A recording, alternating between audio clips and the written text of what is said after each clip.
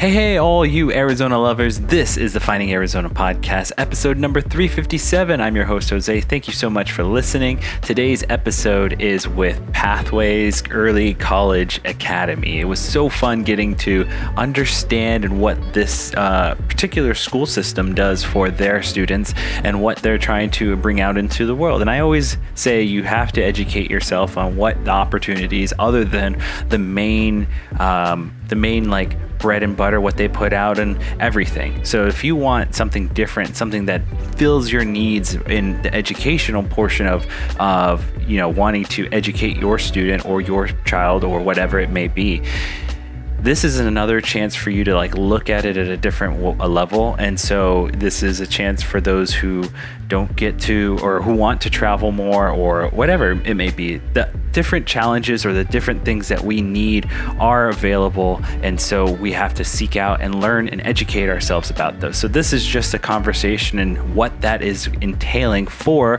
Pathways. Dr. Randall Haggard, I apologize. He was so great and so incredible to talk to.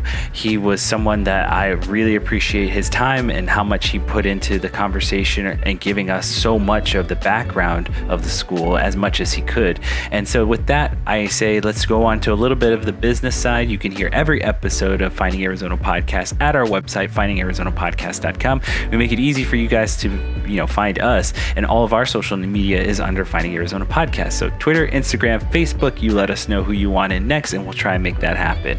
A little bit of insight about us on what's going on in our neck of the woods. You can kind of get the inside scoop of what we've been up to through our social media and through our blog. Our blog is one of the most personal sides that we put together, but if you want to just stick to the what you want to see and what's coming out, and the newsletter is a little bit more of the bare bones, if you have to put it to it. What you can get there from the newsletter too is also promo codes that is only available to our fans here at Finding Arizona Podcast. And so with that being said, we hope you guys sign up and we hope that you guys are following us on all social medias.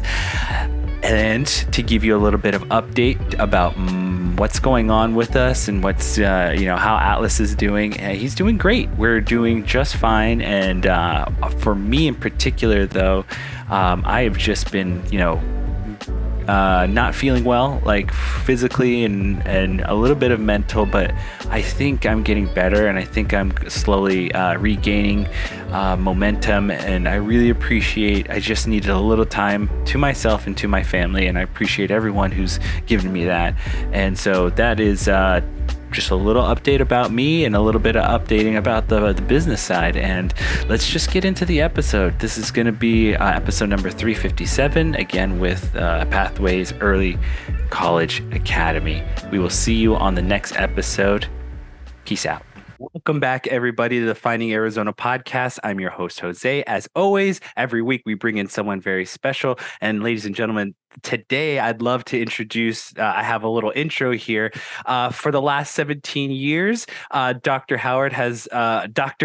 Randall Hogard, I already messed it up. Dr. Randall Hogard has been a part of the working world in the schools, and he is currently the vice president of Pathways Early College School Academy. What is what we're going to be talking about here today. But Randall, Dr. Hogard, I should say, thank you again for giving us your time. And I'd love to just ask you this first question. Can you give us a little bit of your origin story? How did education and schooling become a part of your world and a part of your life? Well, and thank you, Jose, and you can call me Randall. I'm not hung up on the doctor thing. Thank you. I came into education kind of through the back way. I had gone into a sales career and was a sales manager over 5 states and doing well there. Yeah. But what I was finding as it came out looking for sales reps, and that there were some skills that just weren't there, that weren't being developed during that time. And, critical thinking, decision making just wasn't there. So I started thinking, because my base, I always wanted to teach and coach. Nice. But financially, I thought, I can't make it on that.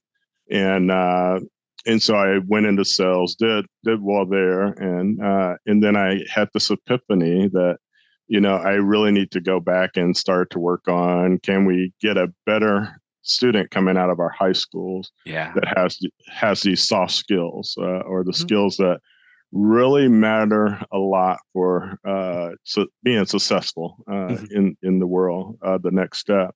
Okay. And so that's what I did. And through the course of working first as a teacher, you have a 3-year period where you're a teacher, and then you Mhm. start to develop into administration. I went Gotcha. through all of those steps, and went into administration to help teachers develop ways of teaching those soft skills. And For sure. even though you still have to focus on, your 4 core courses of math, science, English, and social studies. Mhm. Uh, you also have to start to develop. It's not just fill in the bubble or Mhm. Yeah. multiple choice type things. They really need to have some discussions and conversations that develop those skills that they'll need in college, Mhm. and definitely will need in the workplace. So.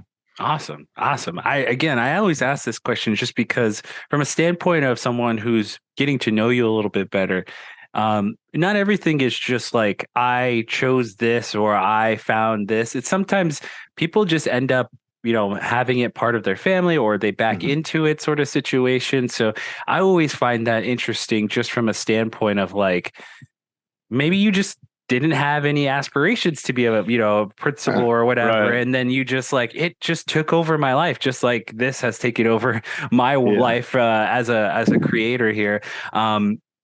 So that being said, where does pathways come into the picture, and how did your position just end up being where you are today? Yeah. Pathways is a tremendous learning model, and Mhm. I've always, it's always been big in my heart to help those people that are maybe disenfranchised, or Yeah. school isn't working perfectly for them. The system isn't ideal for their situations. Hmm. So I always felt comfortable being in what, traditionally they would say an alternative environment. Well, Yeah. Pathways isn't an alternative school by any stretch of the imagination, but I see the way that it's set up for people that really want to focus on whether it's higher education in college or their career. Yeah. They want to get away from some of the minutia that goes into traditional schools, where you have the classroom management and things like that, that Yeah. becomes overwhelming. They just want to focus on their studies, Hmm. get those done, learn well, and then move into areas that they really want to focus on later in life. Yeah. The other thing is those students that uh, really at some point get lost along the way. Yeah. They may have one little glitch in their math education that we can address, Hmm. uh, and we can do that if we have more teacher attention. But class sizes now are 25 and above. It's difficult to have enough individual attention Yeah. so that you can get past some of those bubbles that you may have. Yeah. And I think that, as I done my own kind of research into the school, one of the things that I find very fascinating is just, yeah, the ability to cater to the individual or the student, as you may. Uh, One of the things that I always found interesting in my own kind of education is that I grew up in this program. I grew up on the East Coast for a little bit, and that's that education process of like putting your child into a class system where it's like hierarchy.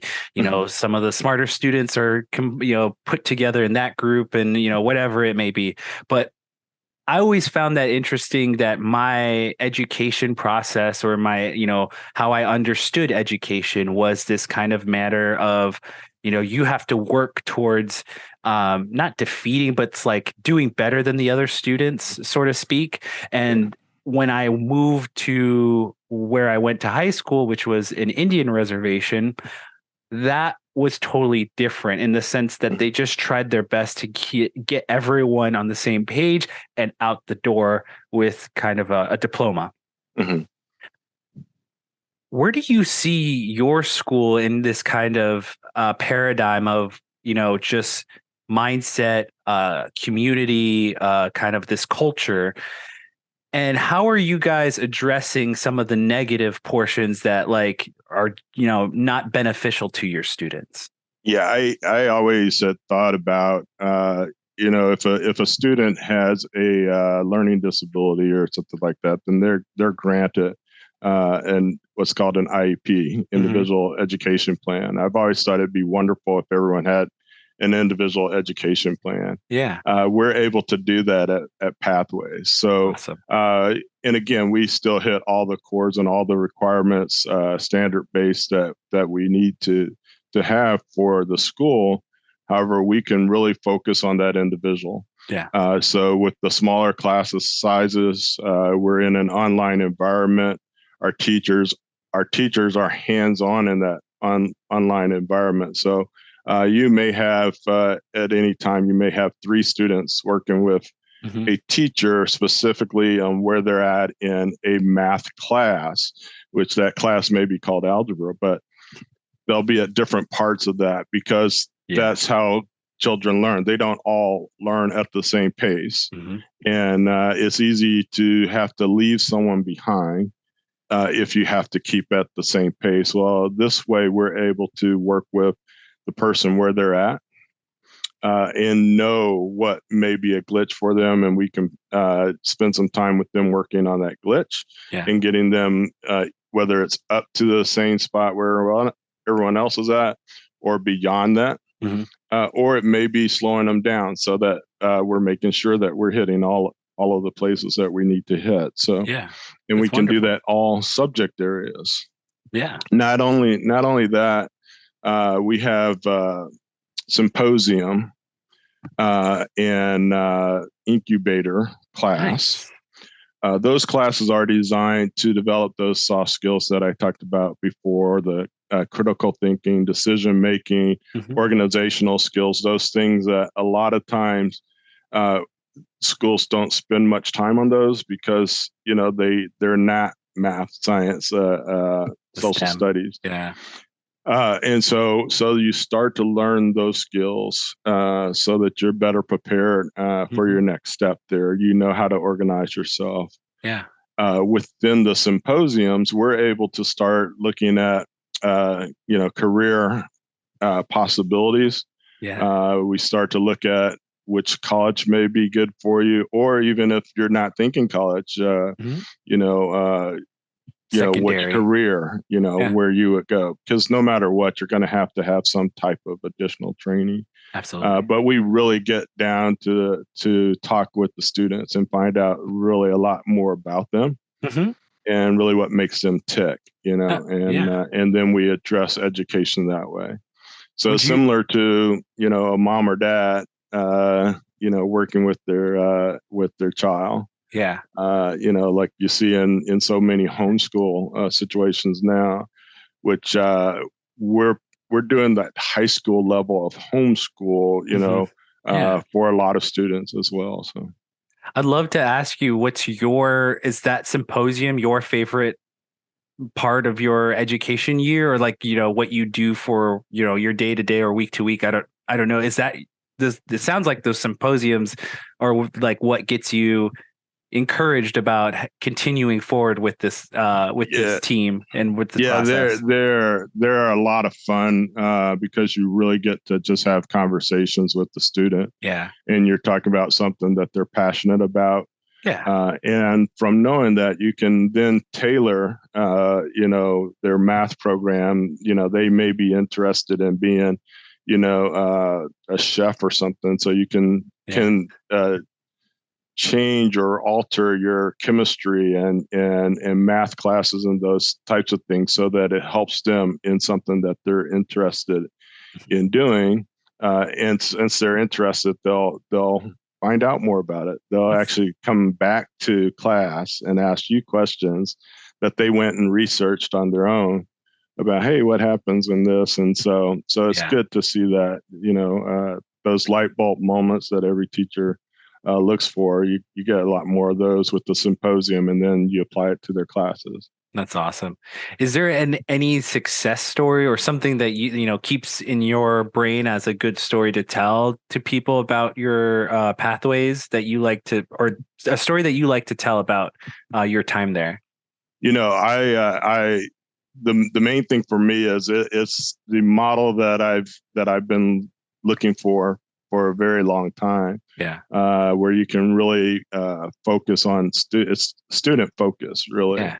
Love that. A lot of people preach that, but this is truly student focus. It's what the students want or what they need. Hmm. Obviously the guidance is there, but it's really tailoring the programs around them, Hmm. and making it work for them, and then setting them up in the best possible situation to be successful. Absolutely.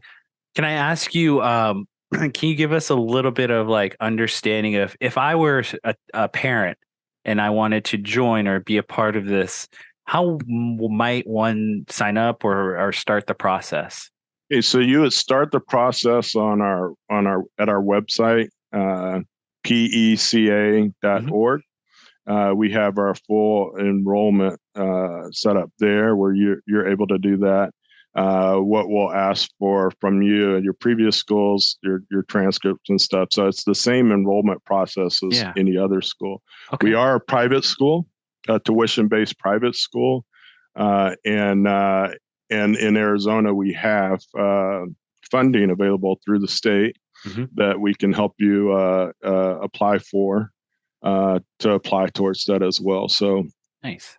but a lot of our students end up going free Okay. because the funding that is provided from the state. Nice. That's wonderful to hear as well. I just again, I'm very curious. I've always been an advocate for education in general, and different types have come across my own table of like, well, I have a son who's Mhm. 2. Um, do I want to homeschool? Do I want to go private? Do I want, all these different categories of schooling and education? I've always, that's always been a exciting moment or decision for me. I also want him to be involved in the decision as well as the person who's actually doing it too. But the exciting portion for me, as far as a parent or as a father, is getting to see my son, like you said, have those moments of aha or just Mhm. discovery. So I'm always for different types of places or education programs that provide that. Is there anything that you guys, because you are a tuition based program, is there something that you guys do as far as fundraising or anything like that that you would love to highlight or just share with the audience? No, we haven't really had to fundraise. Like I said, we have Wonderful. the ESA funding that is available through the state of Arizona, Yeah, that helps most of our students with tuition. it's wonderful. So even though we are a tuition-based school, it's virtually free, Hmm. yeah, for someone to go in there. So into Nice. our school, Yeah, which is ideal. very ideal. The ESA funding a lot of times gets knocked because a lot of people who normally would be able to afford Mhm. to go to a private school are using that funding. Well, that funding is available to everyone in the Wow. state. So even if you're and middle class, be on, the funding's available. So, Yeah, I did not know that. That's something everyone that can do that. again, Yeah. understanding the different areas of our schooling and Yeah. education system is Mhm. just, it's vital because again, there are opportunities to do what you want to do. And so Mhm. for me as a parent, like again, I haven't started that process yet. We've only visited one school yet. Uh-huh. And it was great. It was a wonderful experience. Mhm. Again, it's like, but I have options. I have the ability to look at different places. So why not? And to me, that's always important that someone like yourself who is in the actual day to day and the minutia of it, like to help me understand, it's like you have the opportunity to come here. this is the process. This is the outlets for you to go get funding. So it's important. It's a helpful reminder that you don't have to be bound to what the normal thing is. You have the opportunity, and that's the great part about it. Um, I'd love to move forward towards looking towards the future and just kind of the overall goals for pathways. I know it might be kind of a standard for schooling, but are there anything that you and the educators are in talks with behind the scenes, or maybe the state is trying to, curb something or something that's in your news frame to help us understand the future of pathways? Yeah. Well, as I said, from a state standpoint, the ESA funding it's an application process. So Okay. I shouldn't, I guess, blanketly say that it's available to everyone, but I understand. but it is highly available. Yes. From a school standpoint, we want people to see that this model exists. And it's hard to pinpoint it as online education. It's not traditional in class, although we can do that as well. Because online education in the past, a lot of times it was just a matter of the curriculum's there and the student has to kind of muddle through it. Well, that's not what we're doing. We are very in touch with our students and hands-on. And occasionally, like any student, they probably think too much. Where we do lessons with them. We see if they're having a problem, and the teacher's right there and able to help them right there. We see if they understand something, without any problem, and then we can move them along a little bit quicker. So, and I keep going back to the homeschool where a parent can do that, and a parent will talk to their child and ask, okay, how can I make this better for you, and things like that. Where a lot of times within a traditional school setting, you may be able to ask and want very much to do that, but you just can't. It's like a big ocean liner trying to get that change to happen compared to a speedboat. And so we navigate where we need to navigate, and so absolutely. So what's exciting is it gives the flexibility and freedom for the student there. Some of the students may be high level athletes, high level entertainers, or something that need a model where they, maybe they have to go, on a movie shoot or something like that. And so now they have that ability to do that, and we're still working with them. Same with a high level athlete, where they're able to do that. So. That's awesome. I mean, again, we were talking scenarios here and just kind of overall, themes and things like that. I again, I've seen and heard different, academies and backgrounds, but again, to have someone like you and your status to give us the highlighting information of you can come here and you can have an opportunity here, it's wonderful. I think that what we're discussing here is really great. What I'd love to because our conversation is one of you and me back and forth. I'd love to understand just a little bit more of your own education background of your schooling. Was it traditional for you? Yes and no. Okay. Yeah. It was traditional for me that I went to a traditional public school process when I was younger. It was on Air Force bases, and about every 2 years we would move. So my dad was in the Air Force until I was in 6th grade. Wow. My mom and dad, very education driven. Yes. And and there was heavy focus in my family that we needed to do well in education. Very much so. And we all did. And a lot of times we were way ahead of our grade level or age level, just because we would we went to the library as a family. Uh, we read, someone read to you that night or you read to them that night. Mm-hmm. It wasn't, do you have any homework? Yeah, I already got it done. It's like, okay, then let's do this sheet, Yeah. Yeah. And so it's Let's like, move okay. forward. And Yeah. so it was a lot of that. It I was, love it. a lot of them just being driven that way and us as well on wanting to have those opportunities. For sure. I But mean, as that's, I went into high school, it shifted a little bit because I believed in myself quite a bit. mhm. Okay. And so like math class, I would sit in the back of the class, math class, just put my head down.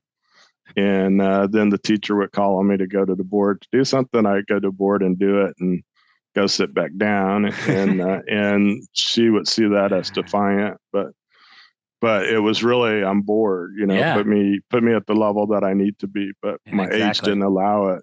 Oh. And so eventually we got all that worked out. Mhm. Uh, and so I ended up going to University of Illinois, college wise, and Yeah. that was really where I woke up Mhm. about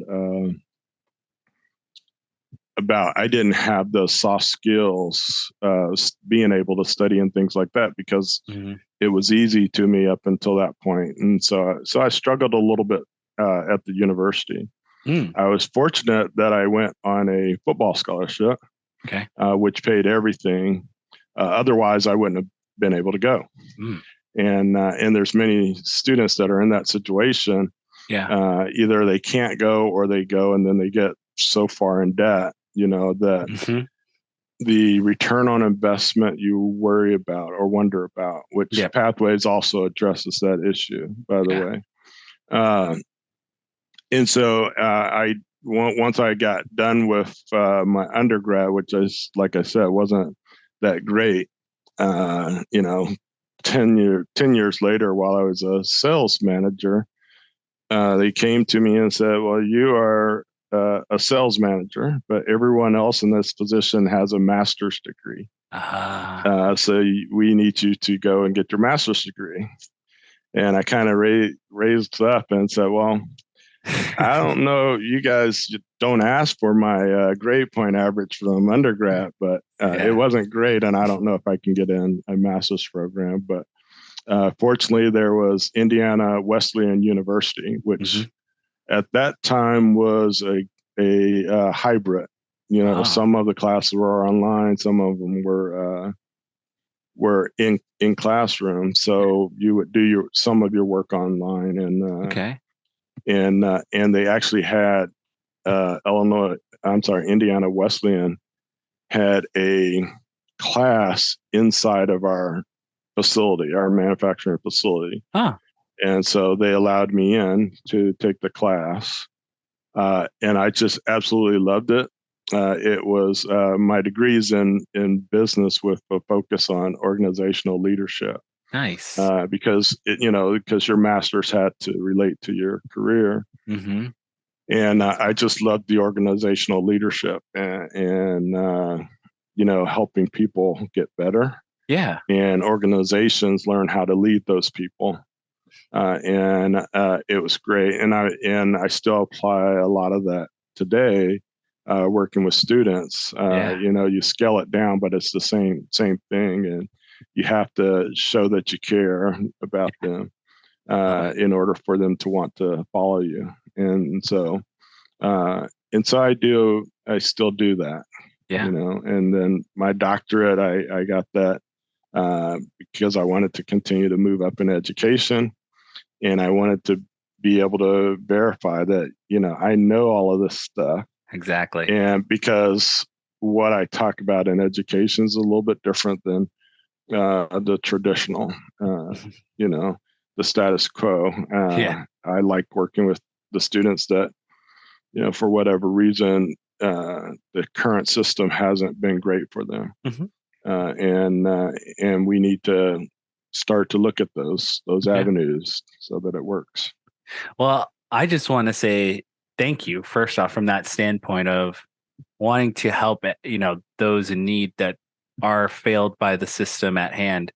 Um, because there are more people needed like you who provide these avenues, because that's kind of where I stand too. Did this, I do this podcast because I started out, interested in these businesses and owners who had wonderful stories that weren't being highlighted. And to me, it was just only fair to have their chance to tell their story. Hmm. So for a long time, I just was like, I just need to help these people. I just need them to share who they are because their stories are important. They are very important to me. So that's what's keeping me driven for this podcast, and that's what it has been keeping me driven is the opportunity to share the stories that haven't been highlighted or haven't been shared enough. So thank you for being an individual who stands for those who don't get backup, who don't get those shared moments. You are one person who stands above that and says, no, this is wrong. We need to bring forward everyone. So that's really great for you, Randall. Thank you again for that. Yeah. From the But others. well, Oh, good. thank you for saying that, and I appreciate you sharing the message of people who have maybe taken a non-traditional route, Yeah. or even if they took the traditional route, but they're doing the things that they want to do. Even with you doing the podcast, wouldn't it have been wonderful that in high school that you had started, Yeah. you would know the technical side of doing a Absolutely. podcast, and you would be on air and working those things. And there's opportunities now where you can do that, Yeah. uh, Absolutely. in the symposium, if we find out that that's your interest, and we can find out about the industry with you, Yeah. and the best way to do it, and that's exciting to me to help, help people get to where they really want to go, Absolutely. instead of us saying, pinpointing where you're going to go for you, For that you sure. have to go in these bubbles, but it's exciting. Yeah, and as we move along, we move forward. I only feel more encouraged that students will find better access, better ease in their own kind of finding themselves.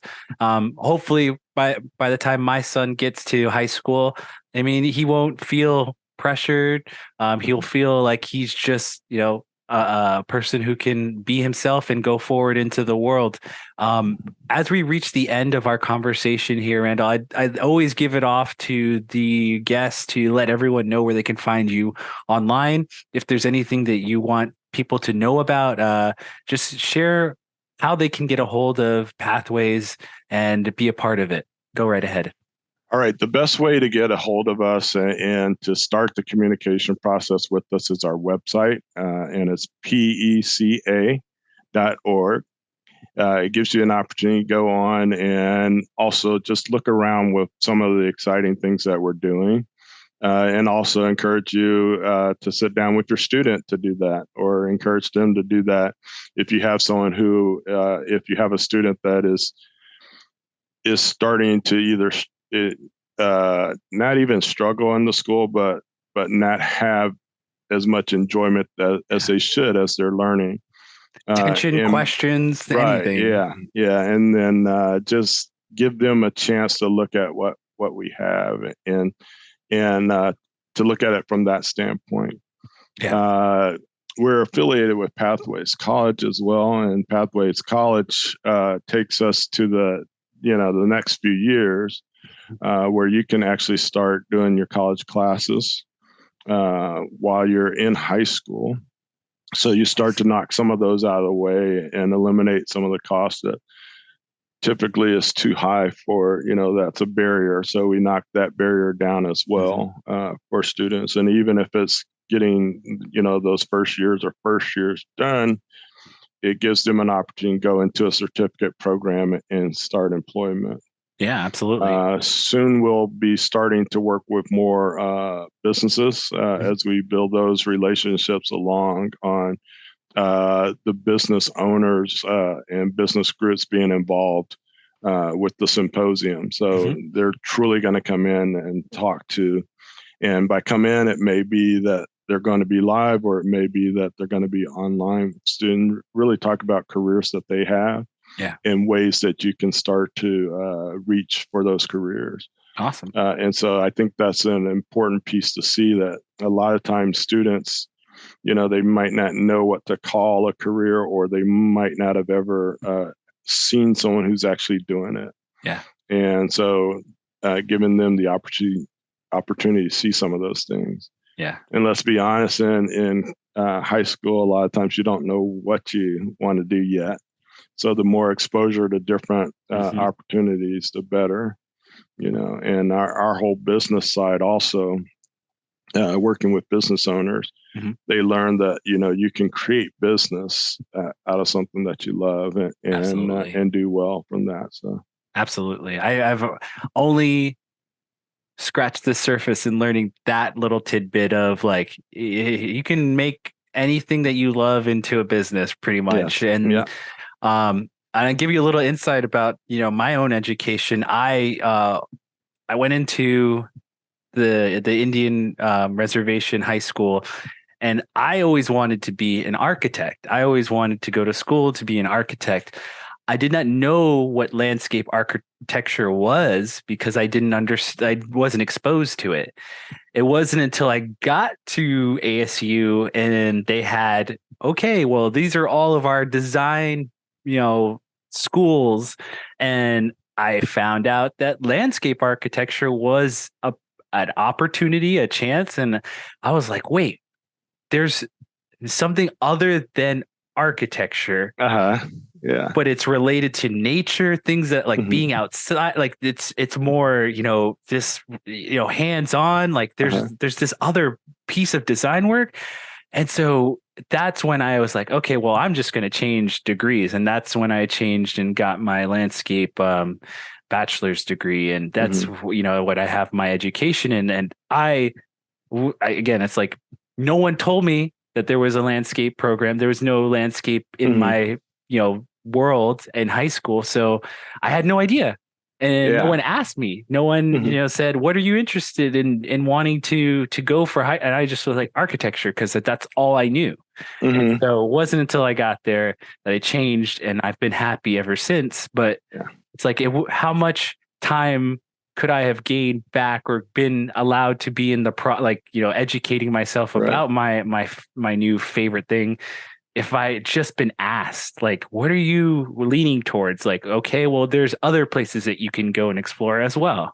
Yeah. And just imagine your math classes and things like that. If someone was relating that to landscape, how much easier it would be for you to go and look at on her horizon and know depth perception and things like that. I'll tell you that grading would have been a lot easier in college. Yes, you're interested in it. You want me to write about this? Okay, no problem.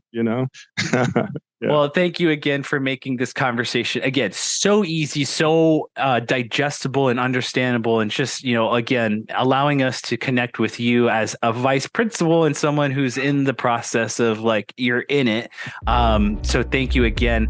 I always have my little ending here. Ladies and gentlemen, you can hear every episode of our podcast at findingarizonapodcast.com. We make it easy for you guys to connect with us. That's Finding Arizona Podcast on all social media platforms, Twitter, Instagram, Facebook. You let us know who you want in next, and we make that happen. So that being said, please go tell us who you want in next, and we will say at the end of every episode, kisses, hugs, and belly rubs, because we usually have a cat or a dog sitting right here, but they're not here right now. And we will see you on the next episode. Have a good night. Goodbye, y'all. See ya.